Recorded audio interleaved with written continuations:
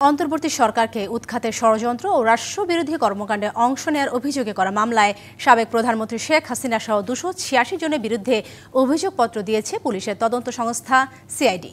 বৃহস্পতিবার ঢাকার metropolitan magistrate Ariful ইসলামের আদালতে অভিযোগপত্র দাখিল করেন তদন্ত কর্মকর্তা সিআইডির সহকারী পুলিশ সুপার মোহাম্মদ এনামুল হক। আদালত চার্জশিট গ্রহণ করে আসামিদের বিরুদ্ধে গ্রেপ্তারি পরোয়ানা জারি করে। গ্রেপ্তারি পরোয়ানা সংক্রান্ত প্রতিবেদন দাখিলের জন্য আগামী 11 সেপ্টেম্বর তারিখ ধার্য করা হয়েছে। মামলা সূত্রে জানা যায়, গত বছরের 19 ডিসেম্বর জয় বাংলা ব্রিগেডের জুম মিটিংয়ে শেখ হাসিনা তার নেতা কর্মীদের কাছে দেশবিরোধী বক্তব্য রাখেন। মিটিংয়ে অন্তর্বর্তীকালীন সরকারের প্রধানকে উৎখাতেরও নির্দেশ দেন। এই বক্তব্যে সামাজিক যোগাযোগ মাধ্যমে ছড়িয়ে পড়ে। এরপরে 27 মার্চ হাসিনা সহ 73 জনের বিরুদ্ধে রাষ্ট্রদ্রোহের অভিযোগে মামলাটি দায়ের করেন এনামুল হক। তদন্ত শেষে আসামির সংখ্যা বাড়িয়ে 286 জনের বিরুদ্ধে অভিযোগ দাখিল করা হলো।